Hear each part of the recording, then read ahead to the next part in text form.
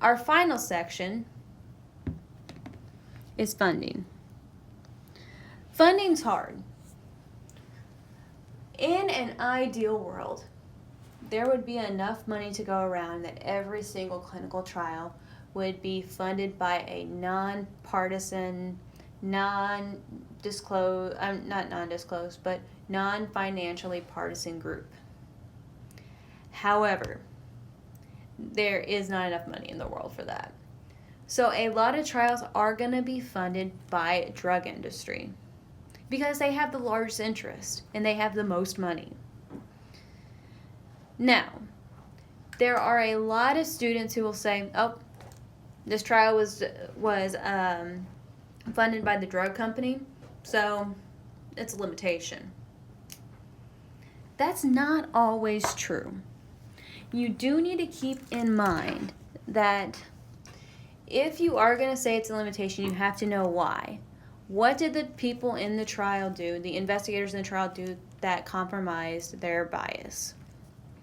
So what you want to do is you want to see what the funders did. Did they help write the manuscript? That could be a limitation.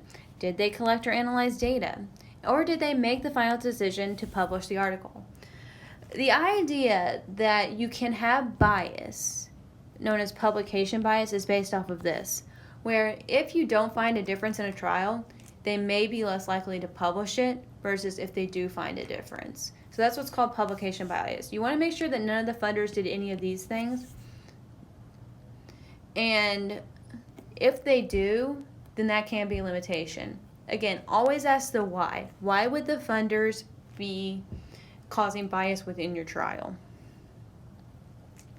So, the questions I always ask here. Was the study funded by a drug company? If yes, the company would have a role in the publication or authorship of the manuscript. So it's ideal that it's not funded by the drug company, but if there is a drug company, you want to make sure they didn't have any role in the publication of the manuscript, the writing of the manuscript, or the analysis or design of the trial. Analysis or design of the trial. So there's usually a disclosure section in most clinical trials, or it may be in the supplemental index, and that's where you can find this information.